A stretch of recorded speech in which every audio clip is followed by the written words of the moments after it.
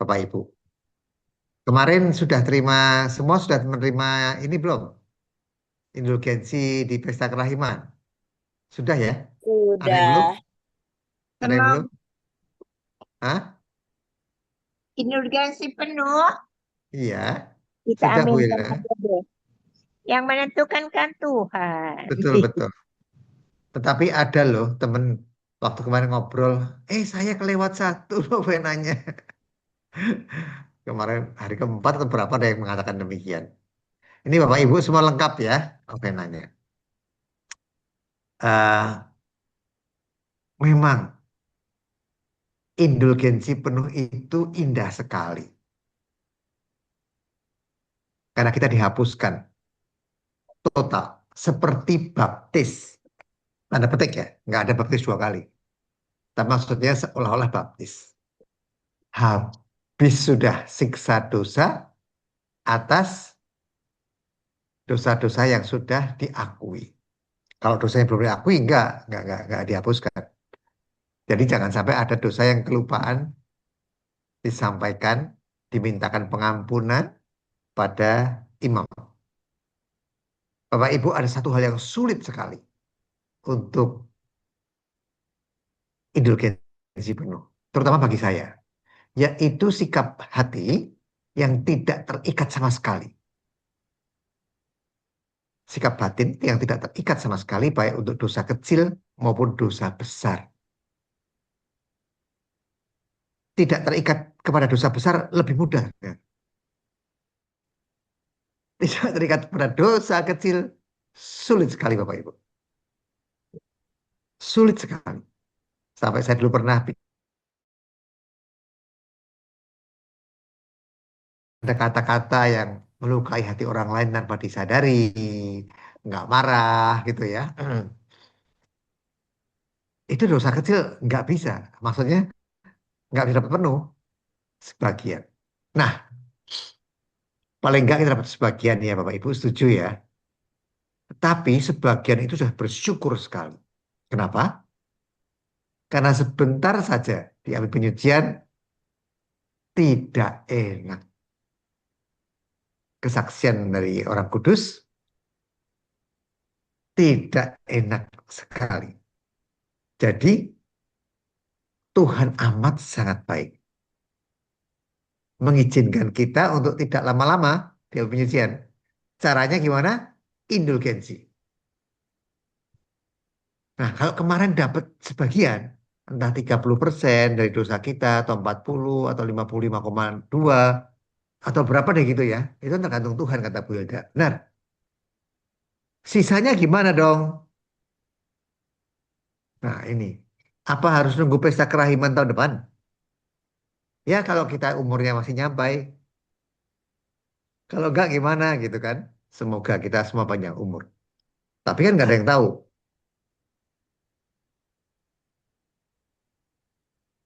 Jubilium yang reguler, yang biasa, itu awalnya 100 tahun sekali. Umur manusia yang sudah lewat, misalnya tahun ini jubilium 100 tahun, 100 tahun lagi, saya udah meninggal pasti gitu. Hanya dapat sekali doang. Setelah jubilium saya berbuat dosa lagi, sudah nggak ada lagi gitu kan. Nah, kemudian diperpendek 50 tahun. Wah, saya senang. Masih manusia itu kan umurnya pendek gitu ya, nggak sepanjang itu. Dibuat 25 tahun. Nah, kalau 25 tahun make sense ya. Tapi juga resiko juga 25 tahun. Maka ada jubilium yang biasa, ada yang khusus. Kenapa ada khusus?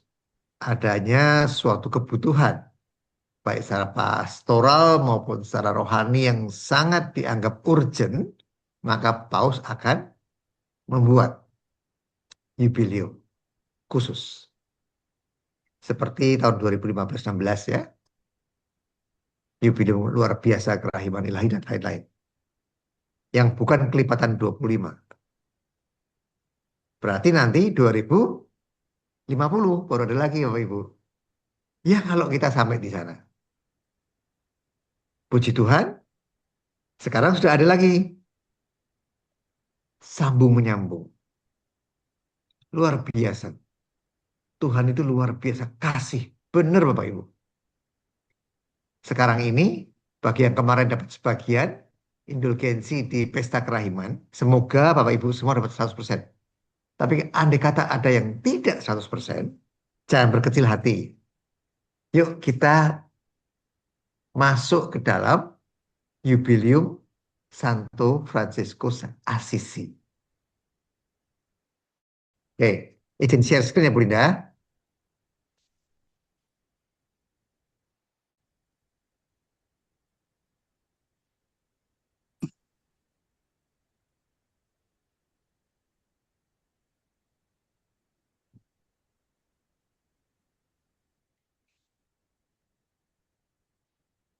Sudah keluar belum Bros?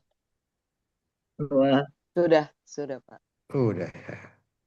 Kecilkah? Cukupkah? Masih kecil, Pak.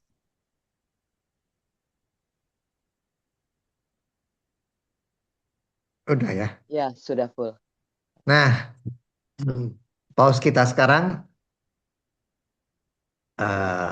mengumumkan ya.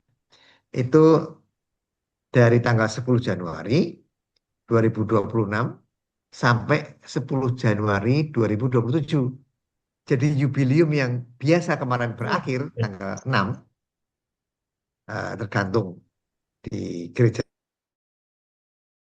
ada Slateran atau di luar tembok atau Saint Peter yang di dalam kota Roma, kan harinya beda. Anggap aja tanggal 10. 10 Januari berakhir semua jubileum yang biasa langsung sambung dengan ini. Nah, kita sebagai devosan kerahiman ilahi, kita punya tambahan di pesta kerahiman. Yang jadi pertanyaan adalah berapa persen aku bisa memperolehnya? Dengan adanya dosa-dosa kecil yang kadang-kadang masih ada, kan? Masih kepikiran apa gitu. Berdoa tertidur lah. Jadi ada aja.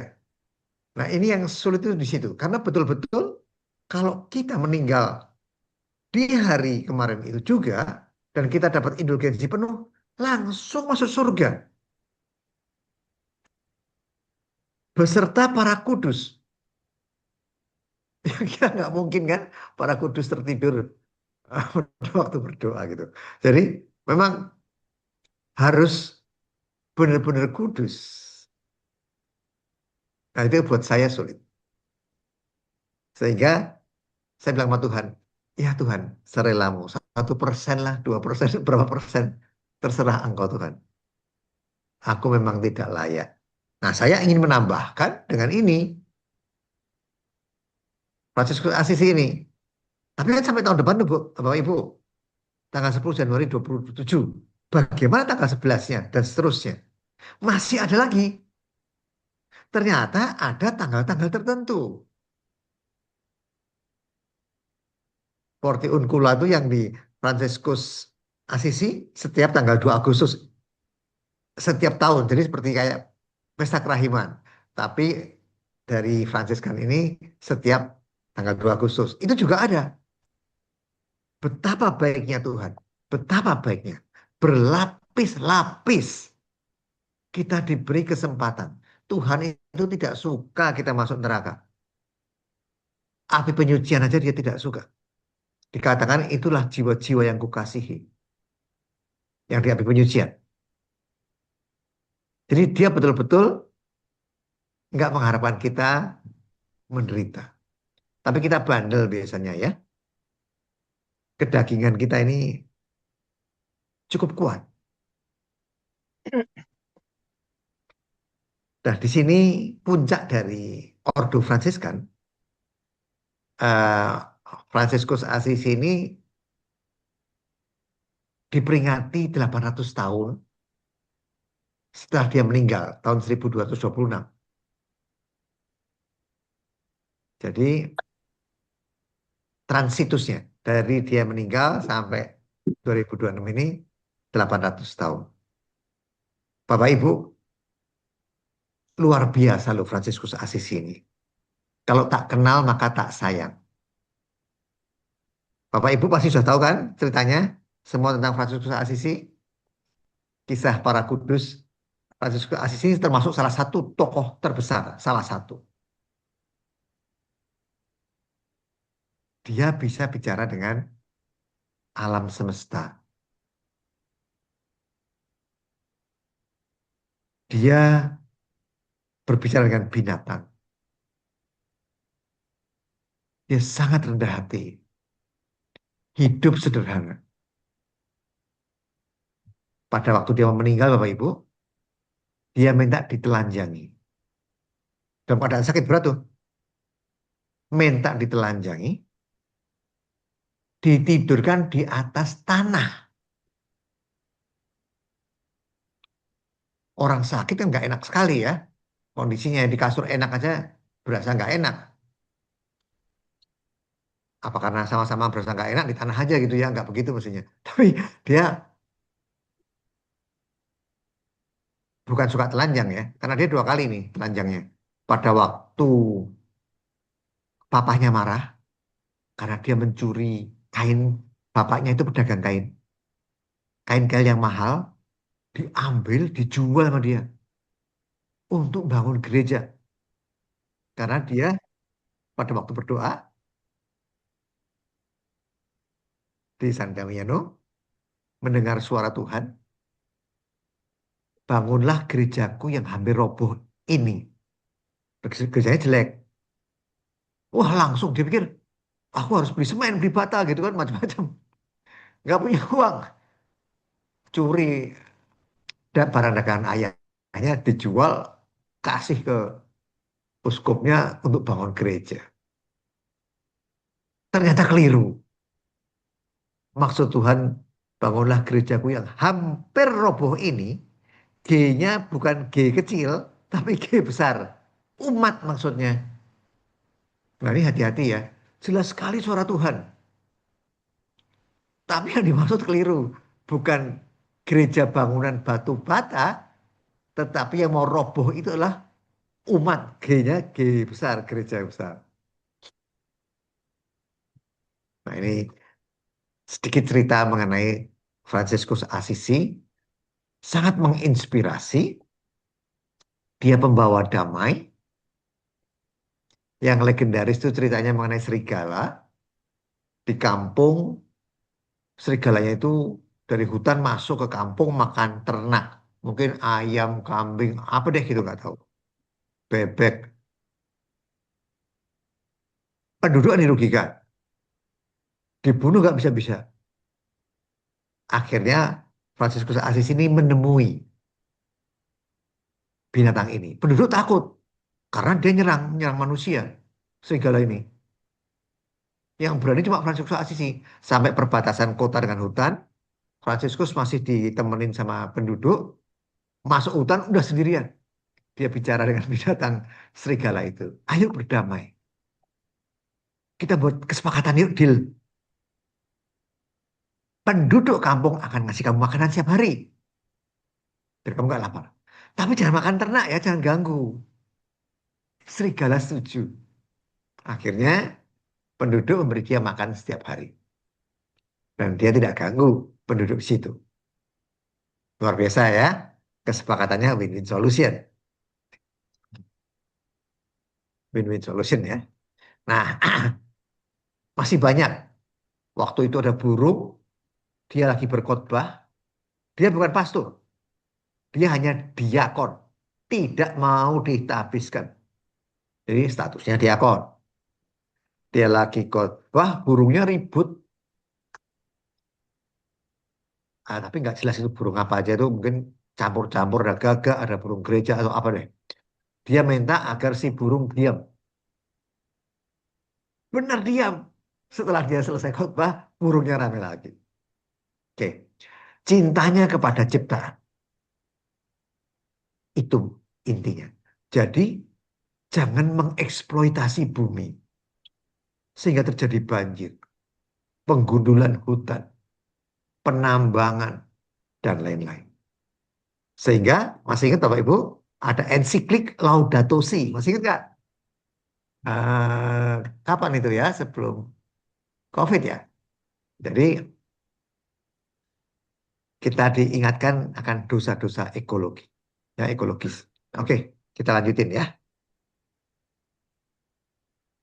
Nah, ini eh, bukan potret sih, tapi mungkin mendekati ya, mendekati gambaran dari Fransiskus Assisi. Jadi orangnya sangat sederhana, jubah coklatnya ini pun dipergunjingkan karena dianggapnya keliru. Aslinya nggak begini. Jadi aslinya abu-abu. Itu masuk akal Bapak Ibu. Kebetulan saya tukang jahit. Jadi saya tahu. Kain itu aslinya itu warnanya abu-abu. Aslinya kain. Namanya grey. Grey-nya bukan grey abu-abu bahasa Inggris. Greigh. Grey. Grey tulisannya gitu. Kain warna putih itu hasil pewarnaan. Aslinya itu grey. Dan yang dipakai oleh si Fransiskus Assisi pada waktu itu. Karena bapaknya marah, meminta dia pulang, mengembalikan hartanya, uang hasil penjualan kainnya diminta balik, yang dia pakai untuk bangun gereja, dia copot bajunya, telanjang. Ini juga punya papa, dikembalikan gitu. Kan telanjang tuh. Nah, sama romonya dikasih jubah mirip karung goni gitu. Terus dikasih ikat pinggang dari tali. Ya, mungkin mirip rafia atau tali pramuka kali. Kalau sekarang kan mewah itu coklat itu. Halus, menyerap keringat, nyaman. Padahal Ordo Hinadina ini nggak mengenal itu. Tapi ini perbantahan di antara mereka sendiri ya. Jadi mana yang benar, grey atau coklat? Gitu. Tapi saya nggak bahas ini. Jadi tahun jubileum ini, karena dia itu orang yang sangat sederhana, sangat rendah hati, dia terhadap alam semesta ciptaannya, bumi maupun binatang, dianggap saudara. Jadi kalau dia memanggil matahari itu saudara matahari, saudari bulan, saudara angin, saudari kangkung, saudari bayam. Loh, kok bisa begitu? Kalau kita lihat di kitab Kejadian, yang diciptakan siapa Bapak Ibu? Manusia dulu atau bumi dulu? Pohon dulu, binatang dulu atau manusia dulu? Manusia diciptakan hari keberapa? Ternyata kan kita bungsu, bontot. Jadi semua itu kakak-kakak kita, Koko dan Cici. Makanya disebutnya saudara matahari dan seterusnya. Pak, saya boleh pulang boleh tidur. Nah, jadi dia sangat menghargai, tidak mengeksploitasi, tapi dia bersaudara. Sehingga tema dari jubileum ini yaitu perdamaian, pertobatan, dan rekonsiliasi. Maksudnya berdamai dengan Tuhan, berdamai dengan sesama. Rekonsiliasi artinya memulihkan hubungan dengan alam ciptaan, dengan semua ciptaan. Pertobatan, pertobatan yang sejati. Tapi saya nggak bahas sini karena pertobatannya Fransiskus di Ordo ini bagus sekali. Tapi nanti di lain kesempatan ya. Oke, saya lanjutkan. Dari pusat jubileum ini tidak di Roma, tapi di Assisi, di Italia ya. Uh, Tema ini sangat kontemplatif dan reflektif.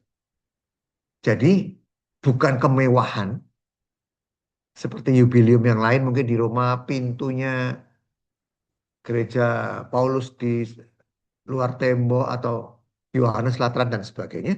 Tapi di sini gereja kecil yang sederhana. Betul-betul semangat kemiskinannya itu luar biasa. Jadi ada kesempatan menjadi kaya pun tidak mau. Aneh kan? Kira-kira kita bisa mengikuti nggak Bapak Ibu? Ayo minta pendapat. 2-3 orang. Bisa nggak ngikutin si Fransiskus Assisi?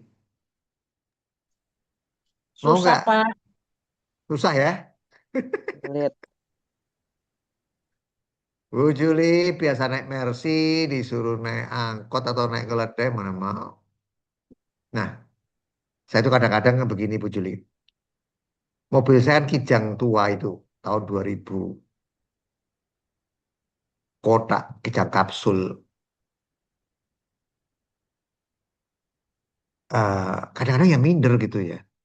Ngerongrong juga, karena di komplek perumahan ini satu-satunya yang punya itu hanya saya. Mobil antik gitu. Tapi kadang saya ingat, Yesus aja naiknya keledai. Keledainya aja pinjam. Jika nanti, kata Yesus, yang punya mencari, katakan akan segera dikembalikan oleh Yesus. Sudah pakai keledai, saya masih pakai kijang gitu ya. Kayaknya susah banget ikut Fransiskus Assisi ya. Susah, betul Soalnya Bu Titi. kekayaan itu, harta itu kita kok ya masih rakus ya Pak. Berat itu ya. Berat Bu. Menurut saya ini. Menurut saya lebih berat lagi Melihat Bu. dosanya. Berat sekali Bu.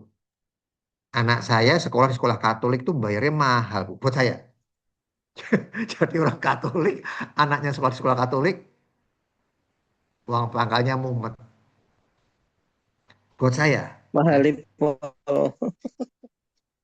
ya, Oh iya Pak Loki, mau tanya tuh. Doa waktu jubileum di Fransiskus Assisi itu apa ya? Soalnya saya merasa meskipun kemarin waktu pesta kerahiman ilahi dapat indulgensi, tapi dosanya itu masih banyak banget itu. Yang doa di jubileum Fransiskus Assisi itu doanya apa ya? ya. Sedikit. Ini Bu Titik kan yang tanya urusan ya. Nah, Sekali Pak Loki, maaf aku banyak bertanya karena aku tuh nggak nggak tahu apa-apa. Tapi apa-apa ini. nanti sampai di belakang aja ya kita bahasnya ya. Jadi Baik, intinya baik, baik. ini bukan pengampunan dosa. Indulgensi bukan pengampunan dosa. Pengampunan dosa harus melalui sakramen tobat. Nah, setelah diampuni dosanya dengan sakramen tobat, vonis hukuman mati, mati kekal di neraka, diubah menjadi hukuman sementara di purgatorium. Indulgensi ini menghapus lamanya waktu di purgatorium. Oke, jadi bukan penghapusan dosanya, Baik, baik, Pak. harus mengaku dosa dulu. Oke, jadi walaupun berakar pada spiritualitas Fransiskan, indulgensi ini untuk kita semua, untuk semua umat, termasuk devosan kerahiman ilahi, termasuk semua umat tanpa kecuali, walaupun asalnya dari ordo ini, ya. Jadi uh, kita nggak mengkotak-kotakkan begitu. Bapak Ibu, ada indulgensi yang tadi saya sebut, Porti Uncula yang setiap tahun reguler tanggal 2 Agustus, sebetulnya tanggal 1 Agustus sampai 2 malam hari. Itu ada nggak ada tahun jubileum Franciscus Xaverius, sorry, Franciscus Assisi, Porti Uncula tetap ada setiap tahun, seperti Minggu Kerahiman. Oke.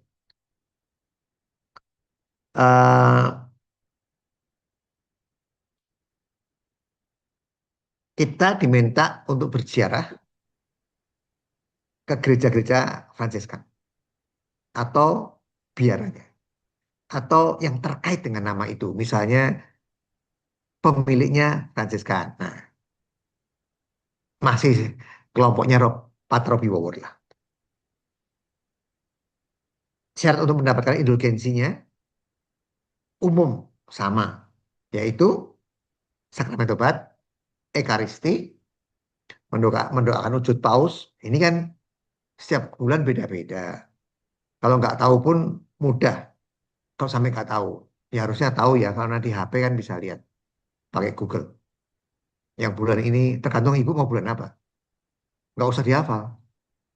Nah, kalau sampai nggak bisa pun nggak ada kuota. Tuhan, aku mau mendoakan wujud paus. Aku nggak tahu Tuhan. Tapi itu yang aku akan doakan. Aku ganti ya Tuhan dengan Bapa kami, Salam Maria, aku percaya. Ya, oke. Jadi syarat umumnya sama. Yang membedakan nanti syarat khususnya. Jadi setelah doa intensi paus dan satu hal yang saya mohon Bapak Ibu ingat semua, yaitu sikap hati, sikap batin yang bebas, yang terlepas bebas dari segala dosa. Yang saya bilang susah, susah hari, dosa kecil maupun dosa besar. Punya semangat itu, Tuhan tahu. Walaupun pelaksanaannya mungkin nyerempet-nyerempet, saya kemarin marah sih. Jadi saya marah dalam hati. Keluar juga dengan kata-kata nggak enak gitu. Udah batal nih nggak dapat indulgensi penuh. Itu atas saya gitu ya.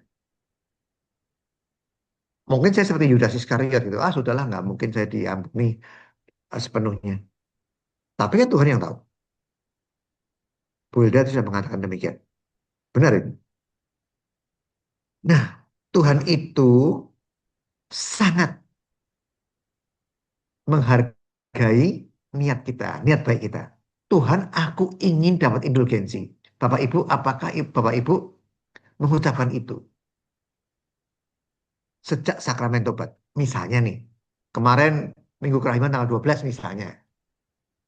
Bulan April tahun depan ya beda lagi. Pokoknya misalnya 12 April gitu ya. Bapak Ibu tanggal 1 April misalnya. Ngaku dosanya. Romonya penuh kan. Sampai import dari berbagai gereja lain. Sejak pengakuan dosa tadi, sampaikan dalam hati pada Tuhan, Tuhan aku ingin dapat indulgensi penuh Tuhan. Kalau engkau berkenan dengan kemurahan hatimu, kerelaan. Tapi enggak pun ya enggak apa-apa lah sudah sebagian. Itu disuarakan setiap saat, setiap hari Bapak Ibu. Keinginan kita itu. Jadi bagi Tuhan dalam hati ya, kita cuma ngomongnya dalam hati ya. Tapi bagi Tuhan loudspeaker toa yang gede itu seperti ajan atau maghrib bagi Tuhan. Oh Bu Hilda Bu Titik itu kepengen dapat indulgensi penuh. Belum Niatnya ada. niat Teman-teman memang, Pak.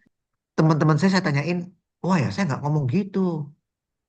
Ya pada hari hanya aja, pada waktu pesta kerahiman aja, kata teman-teman ya. Ini sedikit sharing. Oke, Betul sekali. tindakan khusus apa di tahun jubileum? Tadi kan saya bilang ziarah gitu ya. Tadi sudah ya mengunjungi gereja yang kelompoknya Pater Ropi Wawor gitu ya. Yang OFM lah pokoknya. Ada OFM Cup, ada OFM Conf, macam-macam. Bebas ya.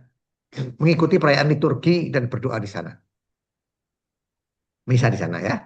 Nah, di sini bagi orang sepuh, lansia, dan sakit, tidak usah kemana-mana, tidak usah mengunjungi biara, tidak usah ke gereja Fransiskan. Persatukan penderitaanmu dengan penderitaan Yesus, sampaikan dengan iman yang sungguh-sungguh. Jadi tidak dibatasi oleh, kalau kemarin kan Porta Santa, apalah gitu ya, pakai stempel dan sebagainya. Ini nggak usah gitu. Di rumah aja nggak apa-apa. Bagi yang berhalangan. Kalau yang enggak ya, ya, datang gitu ya. Terus Bapak Ibu, hmm, jangan lupa melakukan karya amal itu sudah wajib ya. Baca kitab suci, doa, ya. Kemudian ingat indulgensi itu hanya bisa ditujukan untuk diri sendiri dan jiwa di api penyucian. Tidak bisa diberikan kepada orang lain yang masih hidup. Nggak bisa. Oke, itu untuk pengenalan mengenai Fransiskus Asisinya. Karena ini kan jubileumnya dia, ya. Sangat indah Bapak Ibu. Kalau Bapak Ibu sempat baca cerita-cerita dongeng, seperti dongeng, bukan dongeng ini kisah nyata, yang dengan serigala, yang dengan burung, banyak sekali. Bagaimana dia mengasihi alam, bicara dengan alam ciptaan ya, semua ciptaan Tuhan. Jadi intinya yang di Faustina, di BHF, ini kan saya kombinasikan nanti antara Fransiskus Asisi, BHF, dan Kitab Suci. Intinya yang di Kitab Suci juga di surat kepada jemaat di Roma, Paulus ya, di mana dosa bertambah, di situ rahmat berlimpah-limpah. Tapi jangan dibalik. Supaya aku dapat rahmat berlimpah-limpah, aku banyak berbuat dosa. Ya nggak begitu. Ya. Kuda itu hewan, hewan itu kuda. Ya nggak gitu juga gitu. Nggak bisa dibalik ya. Oke, kita lihat next slide. Yuk, tolong teman-teman baca yuk, biar nggak ngantuk. Siapa yang mau bantu?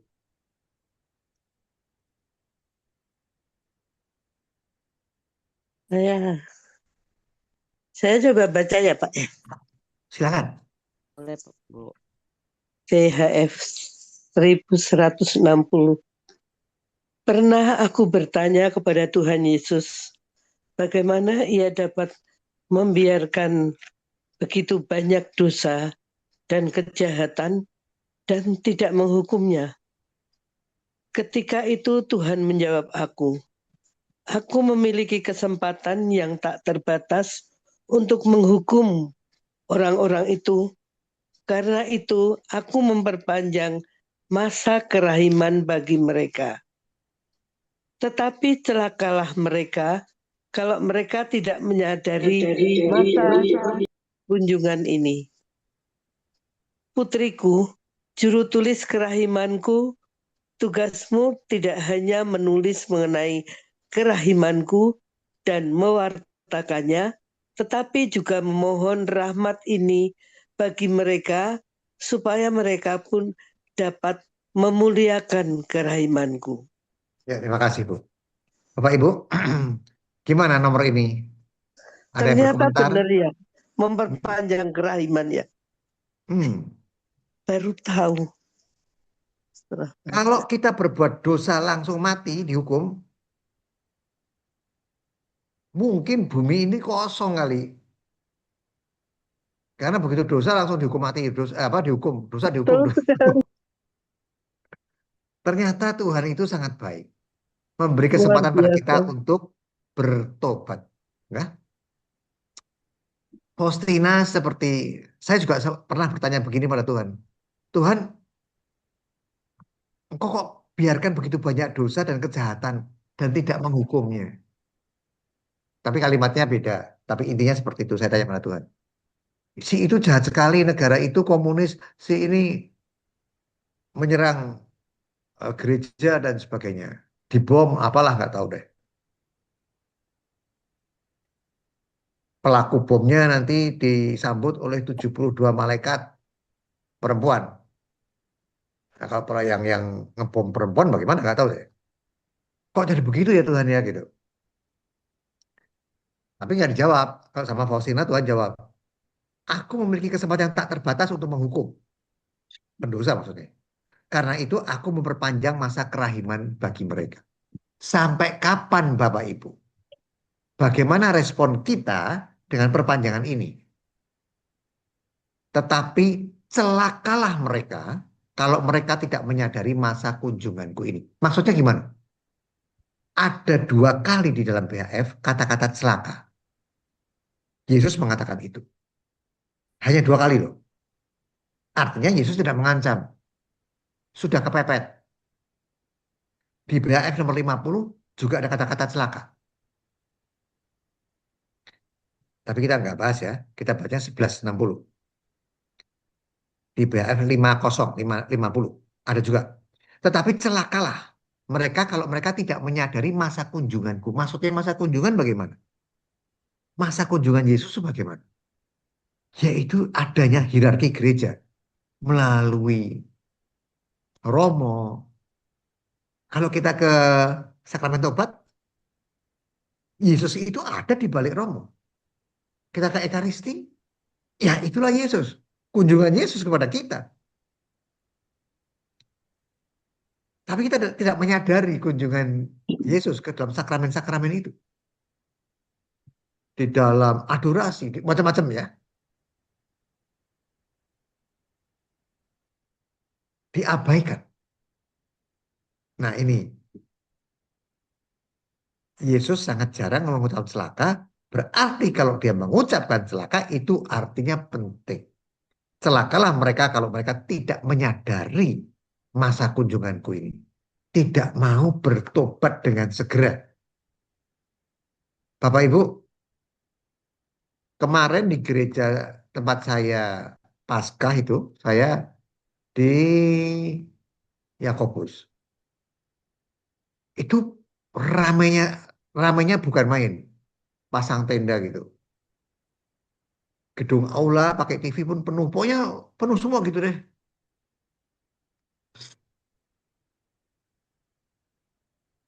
Tetapi kalau nggak Paskah, nggak Natal juga nggak penuh. Pengakuan dosanya berapa romo kemarin ya? 4 atau saya lupa 4 atau 5 gitu sampai berjam-jam itu. Ngantrinya itu 3 baris.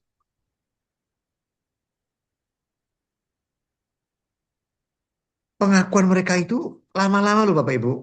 Nggak seperti Bapak Ibu di sini. Bapak Ibu di sini kalau ngaku dosa berapa lama? Ayo 2-3 orang, silakan. Bu Ana, terakhir kapan Bu Ana? Pengakuan dosa terakhir. 3 bulan lalu. 3 bulan, bagus sekali. Bu Iya. Ros, Bu Hilda. Kemarin.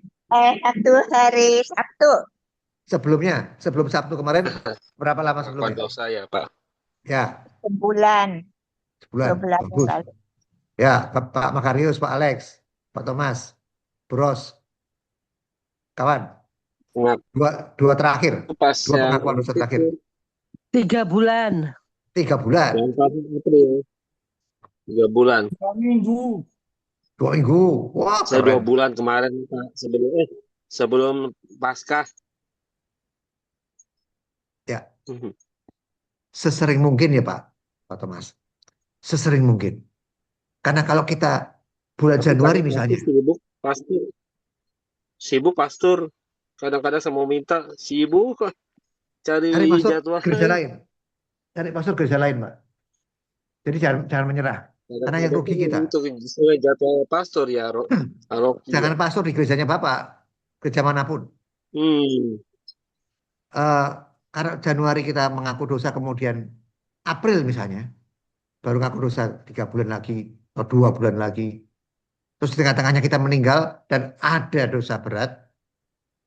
Menurut ajaran gereja Katolik, iman Katolik, di KGK, dalam keadaan tidak bersahabat dan beramat, ada itu di KGK, nggak bisa masuk surga. Nggak bisa.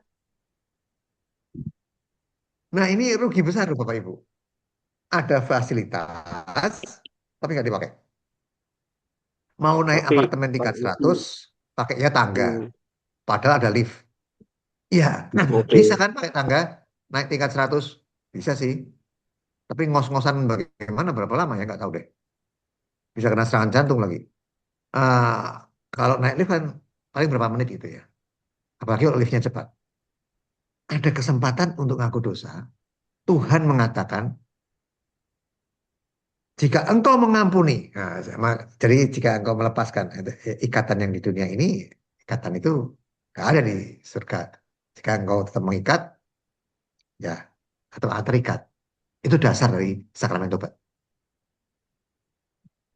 Setelah mengembusi dengan Roh Kudus. Ya artinya kita manfaatkan itu gitu. Kemudian Putriku, juru tulis kerahimanku, tugasmu tidak hanya menulis mengenai kerahimanku dan mewartakannya, tetapi juga memohon rahmat ini bagi mereka supaya mereka pun dapat memuliakan kerahimanku. Jadi berdoa untuk orang lain ya, syafaat. Oke, saya lanjutkan. Nah, ini kalau kitab suci Bapak Ibu, nggak usah dibaca. Bapak Ibu udah tahu semua. Pohon ara, itu buahnya seperti itu kalau pohon ara itu. Saya pernah makan sekali waktu aku retret di Indonesia ya. Manis enak. Jadi ini menunjukkan ayat ini mengenai kerahiman Allah. Jadi mau ditebang, tapi pengurus kebun anggur tadi mengatakan apa? Sudah, ini pemiliknya nih, sudah 3 tahun aku datang mencari buah pada pohon ara ini. Tapi aku tidak menemukannya, tebanglah pohon ini. Untuk apa ya hidup di tanah ini dengan percuma? Kalau kita nggak berbuah itu percuma. Sia-sia. Jawab orang itu, Tuan, ini Yesus yang jawab. Tadi yang atas itu Allah Bapa. Tuan, biarkanlah dia tumbuh tahun ini lagi. Tuh kan, diperpanjang kan kerahimannya. Aku akan mencangkul tanah sekelilingnya. Memberi pupuk. Mungkin, mungkin kan, berbuat depannya. Enggak ya, tebang aja. Bapak Ibu, pupuk untuk kita apa? Supaya kita ini bertobat. Urea. Atau apa? Jadi, tapi ini kitab suci ya. Di Lukas. Bapak Ibu bisa baca sendiri nanti. Saya lanjutkan. Yuk, baca yuk. Bapak Ibu. Siapa yang mau baca? Bantu. Saya boleh, Pak. Silakan, Pak. Hari ini aku mendengar suara BHF 1588. Hari ini aku mendengar suara. Dalam perjanjian lama, aku mengutus para nabi yang membawa ancaman kepada umatku. Sekarang aku mengutus engkau membawa kerahimanku kepada umat manusia di seluruh dunia. Aku tidak ingin menghukum umat manusia yang sedang sakit. Sebaliknya, aku ingin menyembuhkan mereka sambil mendekapkan mereka ke hatiku yang maha rahim. Aku menggunakan hukuman kalau mereka sendiri memaksa aku berbuat demikian. Tanganku enggan untuk memegang pedang keadilan. Sebelum hari penghakiman tiba, aku akan menggelar hari kerahiman. Aku menjawab, oh Yesusku, berbicaralah sendiri kepada jiwa-jiwa, sebab kata-kataku tidak berdaya. Terima kasih, Bu Ana. Nih, Bapak Ibu. Menarik kan? Yesus menjelaskan sendiri. Kita belajar di KPKS, belajar di YouTube, di Zoom, dari Romo, dari Uskup. Tapi ini penjelasan Yesus langsung. Dalam PL, perjanjian lama, aku mengutus nabi-nabi banyak kan? 4 nabi besar, 12 nabi kecil yang membawa ancaman-ancaman kepada umatku. Memang keras. Mata ganti mata dan seterusnya. Sekarang, 2000 tahun setelah itu kan, tahun 1905 sampai 1938 itu umurnya Faustina hidup. Sekarang aku mengutus engkau membawa kerahimanku kepada umat manusia di seluruh dunia. Faustina itu kelas 3 SD, di biara, nggak pernah keluar dari biara. Ya keluar kamar, ke kapel, ke dapur, buka tutup pagar untuk tamu, nyapu. Masuk akal nggak? Perkataan Yesus, aku mengutus engkau membawa kerahimanku kepada umat manusia di seluruh dunia. Kalau dia berkata demikian kepada Bu Ana, Bu Ros, Bu Hilda, Bu Mega, kepada teman-teman di sinilah, Pak Alex, sekarang Pak Makarius, masuk akal karena punya uang untuk beli tiket. Oh, berkhotbah di mana? Ini Postina loh. Gimana coba? Masuk akal nggak perkataan Yesus, Bapak Ibu? Ayo, tolong jawab satu dua orang. Biar nggak ngantuk. Masuk akal nggak perkataan Yesus? Menurut manusia sih nggak masuk akal, Pak. Ya. Sekarang akunya Yesus. Sekarang aku Yesus mengutus engkau Faustina membawa kerahimanku kepada umat manusia di seluruh dunia. Wah, kutub utara, kutub selatan. Loh, gimana naik pesawatnya dia? Ayo yang lain selain Bu Ana, ayo. Masuk akal nggak nih perkataan Yesus? Melalui tulisan. Betul, Bu Hilda. Dengan menulis itu, walaupun nggak mudeng, pernah dibakar segala itu, diary-nya, ditulis ulang. Nggak mudeng ya nggak apa-apa. Ternyata kita sekarang di Indonesia, di Jakarta malam ini bisa ngomong-ngomong soal bincang-bincang iman, diskusi mengenai hal ini di seluruh dunia. Diterjemahkan ke berapa puluh bahasa dan divorce-nya nggak tahu deh berapa ratus juta. Terakhir, Berarti karena cepat mungkin sekali. ya. Mungkin, tapi nggak mudeng, nggak apa-apa. Jadi sekarang ini, Ibu Titi, Ibu Ana, Ibu Hilda, oh semuanya deh. Ya Pak Thomas, Bu Linda, semuanya tuh. Bu Jul, mungkin mendengarkan satu orang saja. Terus Bu Yule itu cerita ke suaminya, ke siapa? Ke anaknya misalnya. Aku cuma mewartakan ke satu orang. Nggak begitu. Anaknya yang satu itu mungkin cerita ke temennya. Dua orang. Dua itu ke 50 misalnya masing-masing. Teman SMA-nya. 50 beranak ke tanpa disadari. Ajakan Zoom dari Bu Hilda. Atau Bu Ros memberikan renungan. Apa aja deh. Bisa akibatnya ratusan juta yang mendengarkan dan tersentuh hatinya. Aku tidak ingin menghukum umat manusia. Ya kan? Jadi Tuhan itu sebenarnya nggak mau menghukum Bapak Ibu. Yang sedang sakit. Sebenarnya akan menyembuhkan. Aku menggunakan hukuman kalau mereka yang saya kasih warna merah maksa gitu loh. Memaksa aku berbuat demikian. Nah kita maksa nggak ya? Itu pertanyaan. Tanganku enggan memegang pedang keadilan. Yesus nggak suka. Masih ingat Petrus memotong telinganya siapa? Pada waktu Yesus mau ditangkap itu? Tergadu. Malkus. Ya, hamba dari imam besar. Malkus namanya. Dipotong putus disambung lagi. Barang siapa menggunakan pedang, dia akan binasa dengan pedang. Yesus nggak suka mainan pedang gitu ya, bukan bukan atlet pedang gitu ya. Aku menggunakan hukuman kalau mereka sendiri maksa aku berbuat demikian. Maksa, berarti yang maksa siapa? Kita. Jadi Tuhan menghukum aku yang jahat Tuhan. Bukan, ya diri kita sendiri. Tapi biasanya kita sudah terkonsep dihukum oleh orang tua, dihukum oleh atasan, dihukum oleh lingkungan sekitar kita untuk kesalahan-kesalahan kecil, jatuhin piring aja waktu kecil, mamahnya marah atau papahnya marah gitu ya, pecah piringnya 4 gitu atau gimana deh, atau lempar bola kena TV 60 inch pecah, waduh 60 inch mahal gitu ya, yang melengkung yang Samsung berapa puluh juta gitu ya. Apalagi Tuhan, papaku aja marah Samsungnya pecah TV-nya, jadi Tuhan masih menghukum. Nah, terkonsep sudah demikian. Sebelum hari penghakiman tiba, aku akan menggelar hari kerahiman. Sudah digelar loh Bapak Ibu. Hari kerahiman sudah digelar. Jadi hari penghakiman akan segera tiba.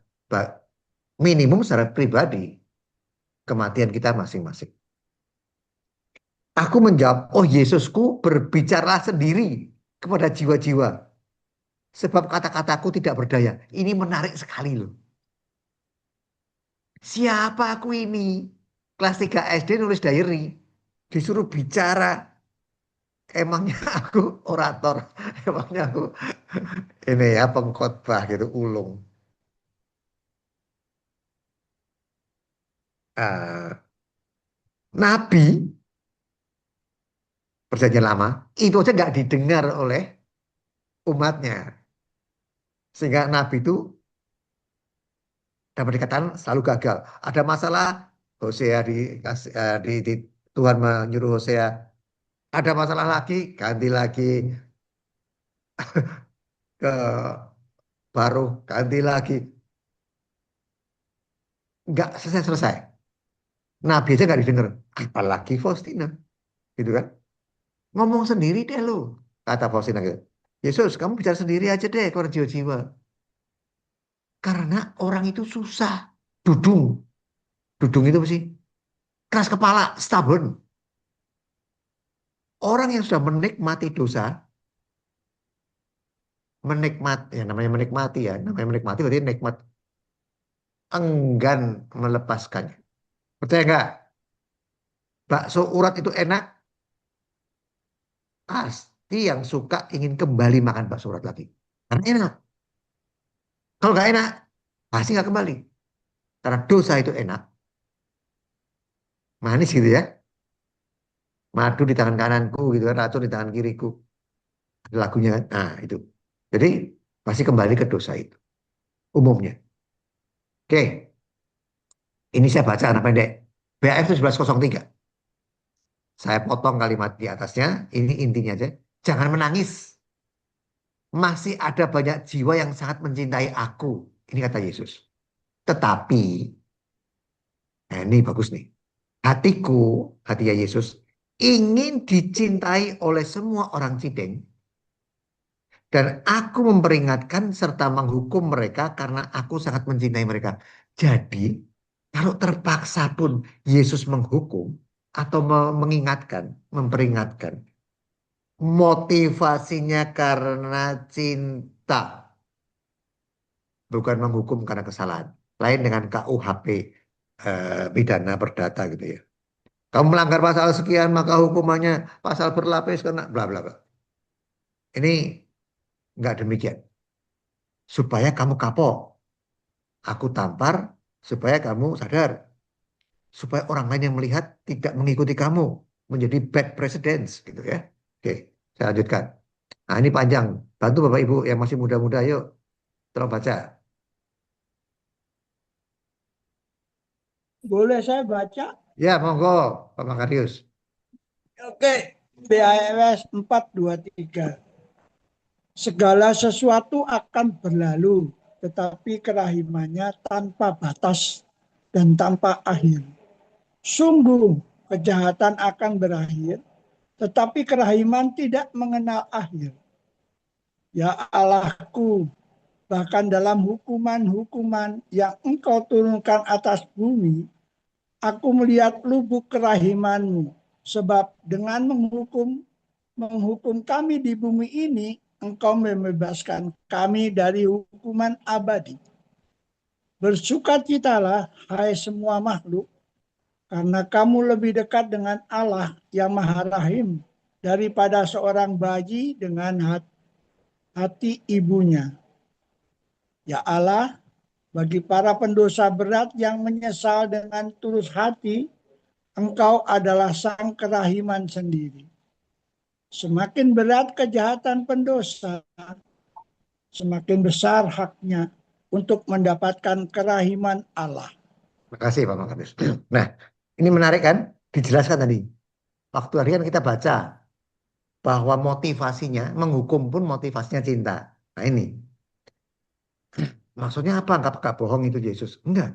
Dengan menghukum kami di bumi ini, engkau membebaskan kami dari hukuman abadi. Maksudnya gimana? Bapak Ibu, hukuman atas dosa bisa dilakukan di dua tempat. Sewaktu kita hidup di dunia ataupun setelahnya. Bisa kombinasi. 70% misalnya, atau 80% di dunia, sisanya di sana. Atau sebaliknya, ingin hidup tanpa penderitaan. Aku nggak mau menderita. Nggak enak menderita Tuhan. Nanti aja itu urusan nanti. Jadi aku bayarnya pay later atau kartu kredit bayarnya nanti deh Tuhan. Waktu jatuh tempo aja. Sekarang aku mau beli barang dulu. Aku mau menikmatinya dulu Tuhan. Mumpung masih hidup. Hidup cuma sekali. Nggak ada reinkarnasi dan seterusnya. Ya di sananya setengah mati. Kita sudah dikasih tahu. Ada bukunya. Kesaksian para kudus. Para kudus pasti bersaksi nggak bohong. Kalau bohong dia nggak jadi satu atau santa. Di api penyucian saya ulang-ulang. Tidak enak sekali. Baca BHF deh. Nomor 20. Atau yang lain lagi. Nanti saya foto, saya share. Nggak enak sekali. Jadi kalau kita dihukum di bumi ini, alhamdulillah gitu. Penderitaan di sini. Di sananya lebih sedikit kali. Atau di sini banyak, di sana banyak, karena dosanya banyak. Oke. Kita lanjutkan ya Bapak Ibu. Kita harus menyesal dengan tulus hati. Artinya apa? Jangan menyesal, berhenti di karena takut masuk neraka. Boleh itu tahap awal. Tapi kemudian harus mendalam. Aku nggak mau menyakiti hati Allah yang sudah terlebih dahulu sangat mengasihi aku. Aku nggak tega menyakiti hatinya. Nah itu tulus hati ya. 1452. Saya ringkas, saya potong, mau saya ringkas. Yang saya ambil yang pentingnya aja yang mau kita bahas. Sesudah kata-kata ini, aku menerima pemahaman yang lebih jelas tentang kerahiman ilahi. Kata Faustina. Hanya jiwa yang memang menghendaki hukuman akan dihukum. Menghendaki. Hanya jiwa yang menghendaki hukuman. Artinya memang minta gitu. Nggak minta kerahiman. Nggak mau. Nggak mau koronka. Nggak mau jam kerahiman. Pokoknya menolak kerahiman lah gitu. Nggak mau pesta dan lain-lain. Sebab Allah tidak ingin menghukum seorang pun. Aku tidak ingin satu orang pun yang telah Bapa berikan kepadaku hilang. Makanya 99 ditinggal, yang satu dicari. Ya karena tidak mau satu pun hilang.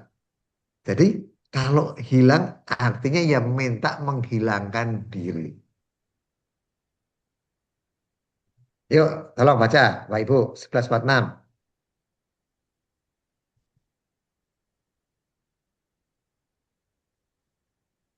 Itu ya Pak. Monggo, Bros. BHF 1146. Aku tidak dapat menghukum para pendosa, juga pendosa yang paling jahat. Kalau ia mengajukan permohonan kepada kemurahanku. Sebaliknya, aku akan menyelamatkan dia berkat kerahimanku yang tak terbatas dan tak terselami. Tulislah, sebelum aku datang sebagai hakim yang adil, lebih dahulu aku akan membuka lebar-lebar pintu kerahimanku. Dia yang tidak mau masuk melalui pintu kerahimanku, harus masuk melalui pintu keadilanku. Makasih, Bros. Nah, ini jam berapa, Bros? Pintu kerahiman terbuka lebar, Bros? Jam 3. Nah, iya. Kadang-kadang kita sering, kalau nggak pasang alarm, lupa ya. Lagi di mall, lagi apa gitu. Penderitaan Yesus yang menggantikan kita, malah kita lupakan, kita malah nonton bioskop mungkin, atau cicet, atau lagi di resto ngopi-ngopi. Jadi,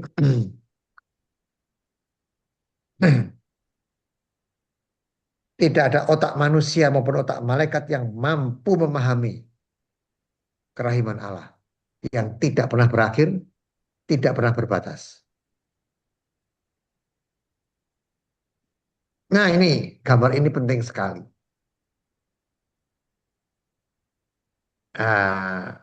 Pakai baju batik, ini berarti di Jawa Tengah ya kan? Pakai sarung. Terus jamnya itu saya tulis jam 3 itu. Kita jam 3 Yesus wafat. Nah ini si nenek, maksud saya, ya jam 3 juga, jam 3-nya dia gitu. Bukan di Golgota, tapi mungkin di apa, di Pondok Rangon atau di mana gitu ya, San Diego atau mana lah, nggak tahu. Jam 3-nya seorang kan nggak sama. Nah sekarang jam berapa? Jam 9 ya, kurang 5. Nah, bagi si A masih ada 2 jam, bagi si B 1 jam, bagi si C masih 13 jam. Mungkin ya. Ini yang saya mau ajak Bapak Ibu refleksi di sini. Kita nggak tahu berapa jamnya. Berjaga-jaganya gimana? Supaya tidak jadi 5 gadis yang bodoh, supaya minyak dibeli, sehingga pada waktu mempelai datang, dia dapat menyambutnya. Tadi sudah dibahas, 3 minggu yang lalu pengakuan dosa. Nah, yang 3 bulan, bulan lalu, bagus sekali. Itu luar biasa, saya kagum sekali sama Cideng nih. Karena di tempat lain saya masih dengar yang tahunan. 8 tahun Pak, waduh, sama Amir itu ya.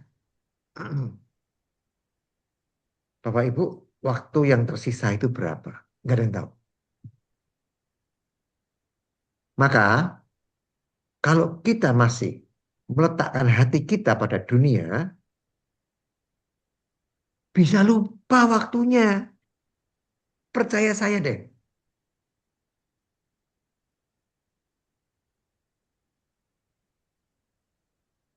Jika engkau sudah lahir dari air dan roh, pikirkanlah perkara-perkara yang di atas. Loh, kan aku butuh uang. Wah, anak saya sekolah saya bayarnya mahal. Oh iya, iya bener. Saya udah tua, anak saya masih SMA kelas 2 lagi. Aduh, pusing mikirin uang sekolahnya tuh. Uang pangkalnya mahal di sekolah Katolik ya. Uang sekolahnya mahal gitu. Minta pengurangan nggak boleh gitu. Padahal yang ngelola ya suster-suster juga gitu. Jadi eh, gimana memikirkan perkara-perkara yang di atas ya? Perkara di bawah juga gak beres. Nah, ini tantangan Bapak Ibu. Maksudnya menyatu dengan Tuhan itu dari dalam. Tidak perlu secara fisik harus di gereja pagi siang malam. Atau aku mau adorasi 14 jam sehari. Ya nggak usah begitu juga. Loh kan waktunya tinggal sebentar katanya. Sisa waktunya itu di Batu Nisan namanya Ibu Maria. Ya kalau ada yang kembar namanya ini bukan ada maksud itu ya. Maksudnya ini asal nama aja gitu. Saya pakai Ibu Maria gitu. Karena saya gambarkan Yesus di belakangnya gitu.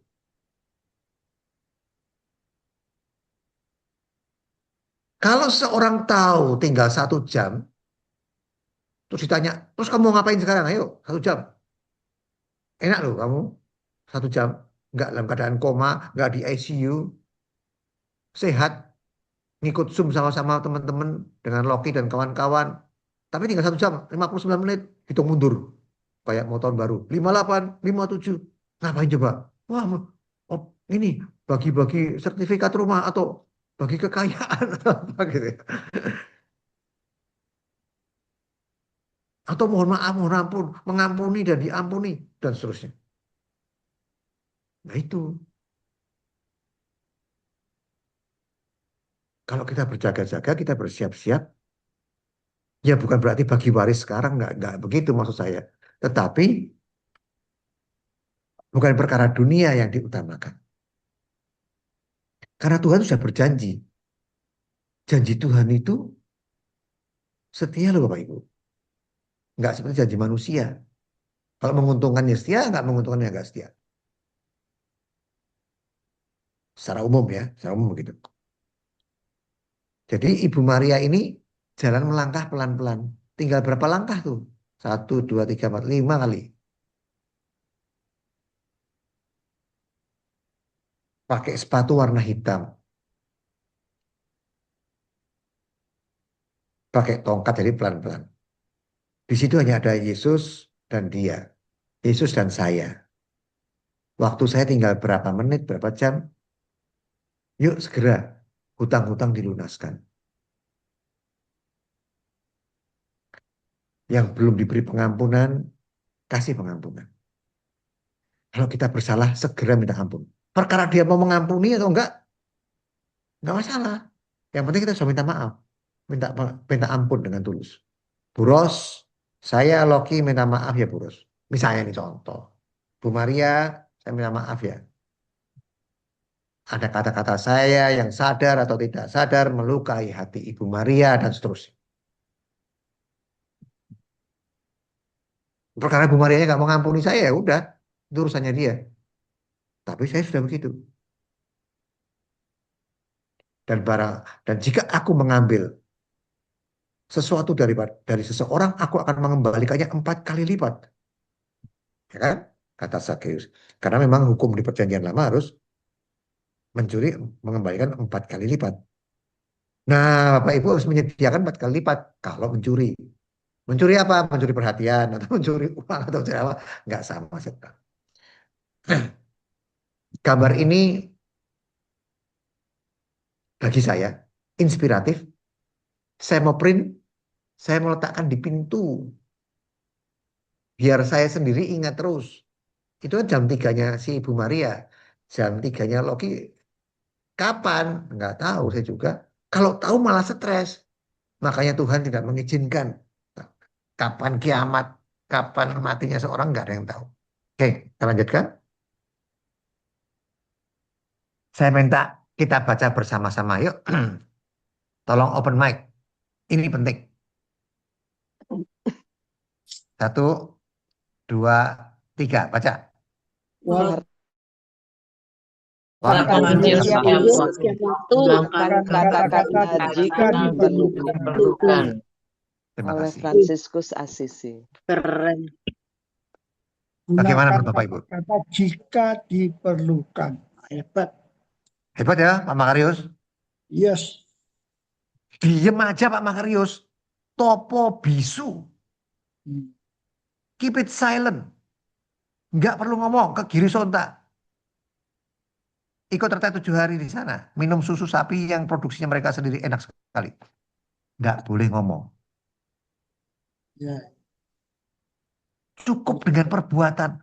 BHF hafal 18.828.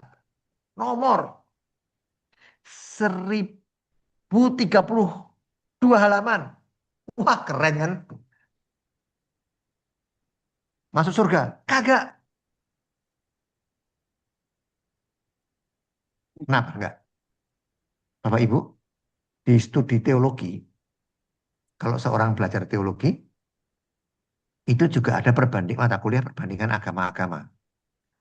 Misalnya kita gitu ya, Pak Makarius atau Bu Hilda, siapa aja deh. Nanti akan belajar Islamologi. Supaya kita enggak, pikirannya itu enggak cupet, apa cupet tuh? Sempit. Belajar Buddhisme. Perbandingan agama. Orang Islam pun juga mempelajari kita. Agama Katolik. Kalau sekolah di Mekah sana juga begitu. Mengetahui suatu agama itu hanya ada di kepala doang. Teologi itu. Kalau tidak pakai leher turun ke hati dalam perbuatan, dinyatakan sia-sia. Saya jatuh cinta pada Fransiskus Assisi ini.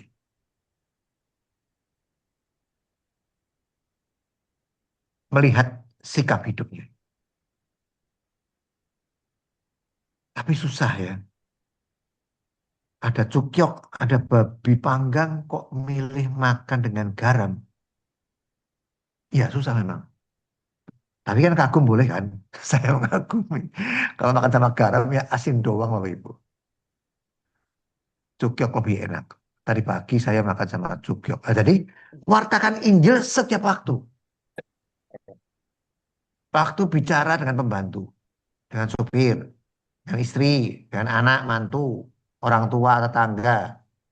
Nggak jelek-jelekin teman arisan. Teman apalah nggak tahu.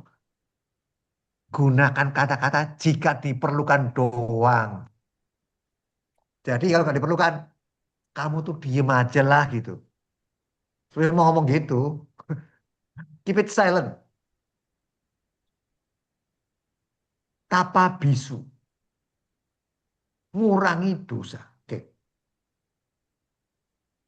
ini ada suatu buku bagus. Imitating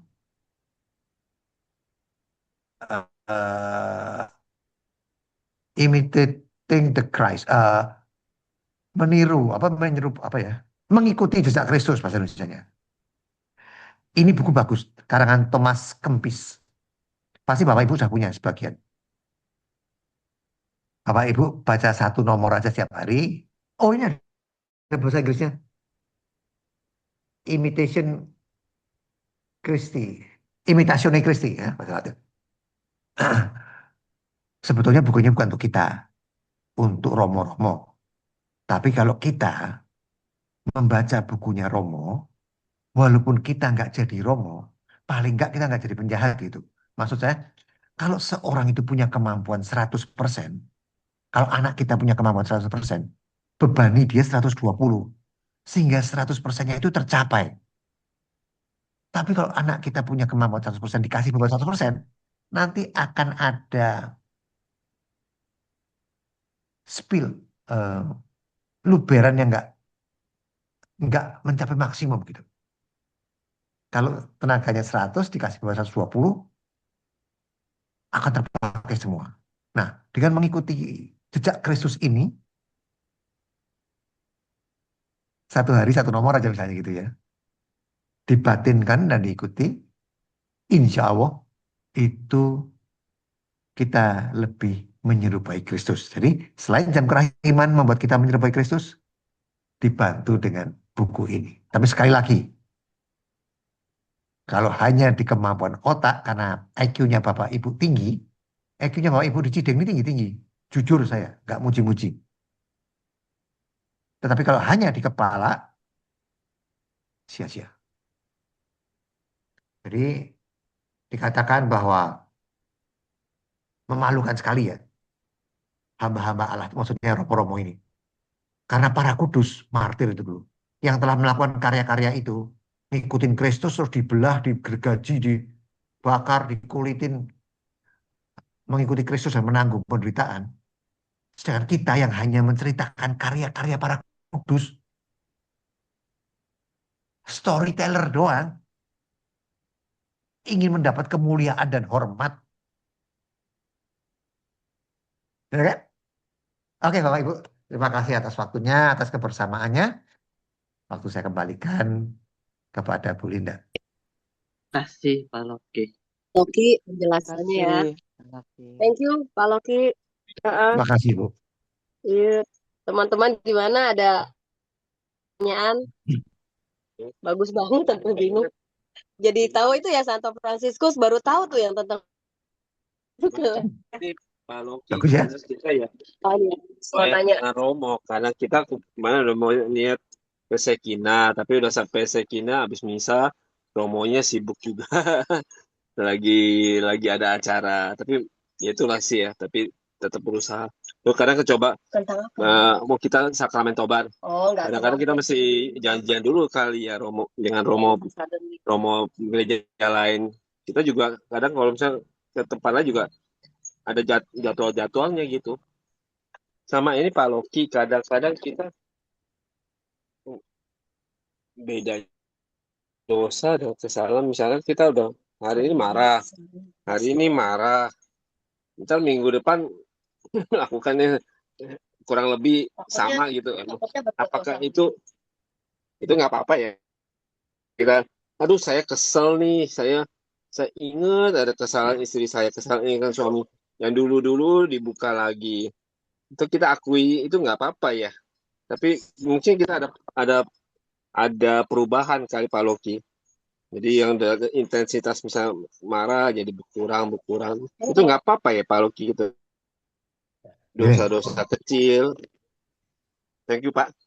Ya, makasih Pak Thomas. Jadi Romo-Romo itu saya dengar dari Romo sendiri. Saya tanya ke dia, Romo apa nggak bosan ya dengerin pengakuan dosa saya kalau sama terus? Dosanya itu lagi, itu lagi. Jangan-jangan Romo udah ngomong duluan gitu daripada saya. Hafal. Oh enggak, kita memang dilatih demikian. Karena dosa itu kebanyakan berulang. Jadi dosa itu karena kelemahan kan. Dan kelemahan itu kalau tidak diproses.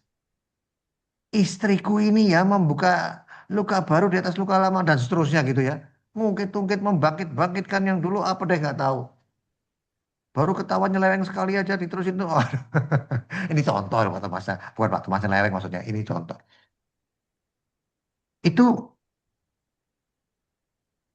sebaiknya konseling pastoral yang di gereja. Karena kalau nggak diproses akarnya, ya bunganya, buahnya terus aja yang sama. Keluarnya yang mangga, yang asam itu gitu kan. Lah nggak dipupuk, nggak dikasih, nggak diolah di akarnya. Yang disalahin buahnya melulu. Istrinya ngomel, suaminya cerewet, apa dah nggak tahu gitu. Kasar gitu. Nah, biasanya jarang orang tertarik untuk konseling. Berpasangan, bergantian. Yang masuk saya dulu ngadu nih sama konselornya. Wah istri saya ini tidurnya ngorok apa nggak tahu gitu. Kalau malam nggak mau mandi, nah, gantian berikutnya istrinya. Oh suami saya ini kalau marah bentar, bla bla bla. Setelah itu baru dipanggil lagi masing-masing, terus disatukan dan seterusnya. Artinya ada suatu proses untuk rekonsiliasi di tahun Jubileum Fransiskus ini. Kalau cuma mengatasi individu, Pak Thomas doang, Bu Lindanya kagak,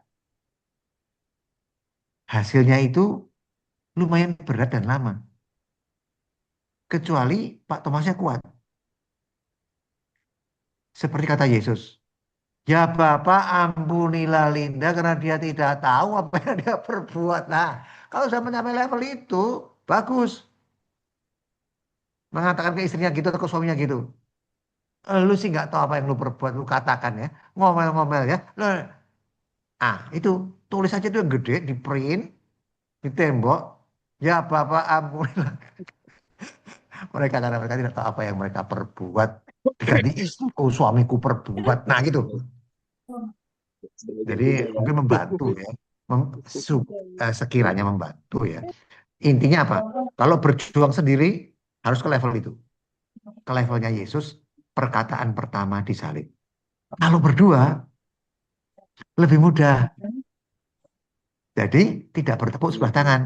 Si istri juga ditegur sama konselornya. Lu ya jangan begitu dong. Dibangkit-bangkit melulu. Pak Thomas cuma menyeleweng sekali aja lu. Sampai sekarang sudah 10 tahun masih ngomel terus. Nah gitu kan. Istrinya juga sadar. Akhirnya, ini contoh aja loh ya. Akhirnya Pak Thomasnya nggak pusing gitu. Lebih mudah, lebih cepat. Mungkin begitu pendapat saya Pak Thomas. Dan itu kalau dosanya berat bahaya. Iya, ya. Thank you, Pak. Kalau dosanya Ya, berat ya, berulang itu bahaya. Itu bahaya. bahaya. Oke. Betul. Iya, iya. Thank you, Pak. Jelas-jelas banget. Terus siapa lagi? Ada yang mau tanya lagi? Baik, Anda? karena waktu mungkin Linda ya. Boleh saya satu terakhir kalau masih bisa. Pak Yuk, Loki, silakan. terima kasih Pak atas penjelasannya.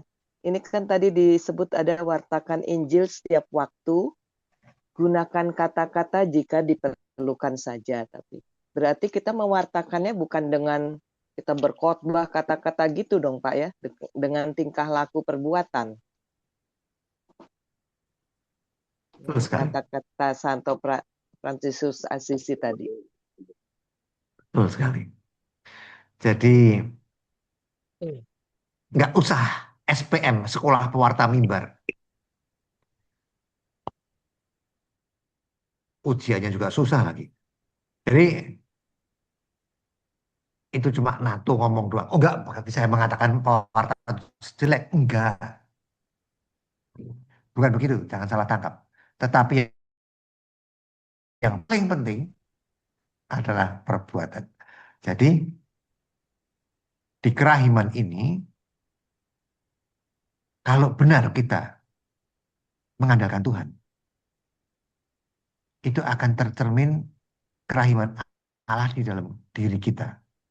Jadi kalau di dalam diri kita itu ada kerahiman Allah, itu sinarnya nggak bisa dibatasin kok.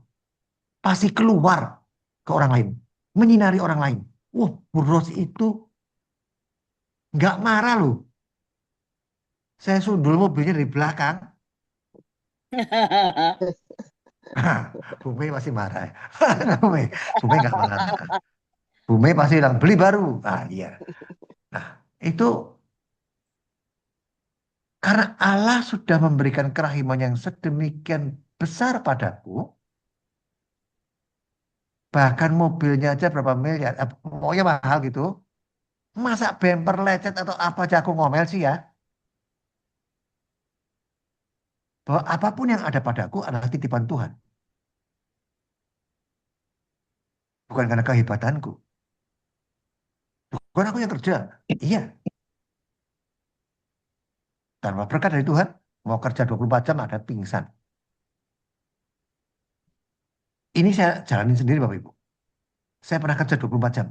Bener-bener 24 jam, nggak bohong 24 jam. Nggak karu-karuan rasanya badannya. Ya nggak kaya tuh. Seperti ini. Itu bukti. Ya kan? Bapak Ibu nggak usah 24 jam kaya raya. Saya nggak tuh. Gimana gitu. Nah, artinya apa? Tanpa rahmat Tuhan, nggak ada gunanya. Tuhan yang membuat kita kaya. Tuhan yang membuat kita miskin.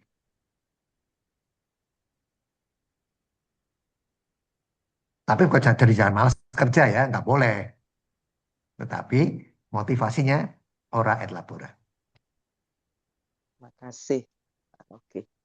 Itu Bu Ros. Ya, makasih pencerahannya. Baik, Linda.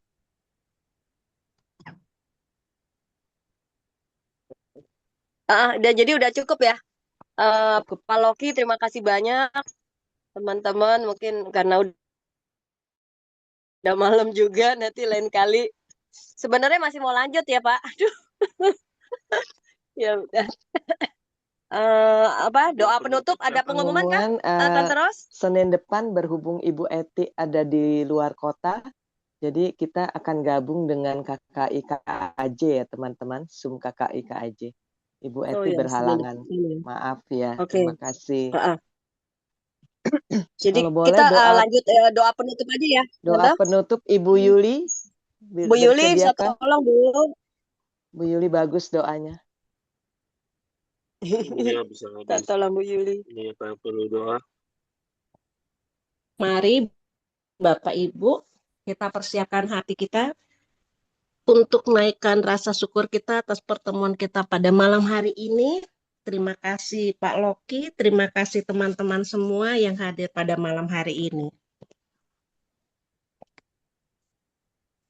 Mari kita bersatu dalam doa. Dalam nama Bapa dan Putra dan Roh Kudus. Amin. Segala puji syukur kami naikkan kehadirat-Mu ya Bapa. Karena kasih-Mu, karena cinta-Mu, Engkau mengumpulkan kami pada malam hari ini. Engkau mengirimkan Bapak Loki dan juga mengirimkan teman-teman terkasih untuk kami belajar bersama pada malam hari ini. Bapak terkasih,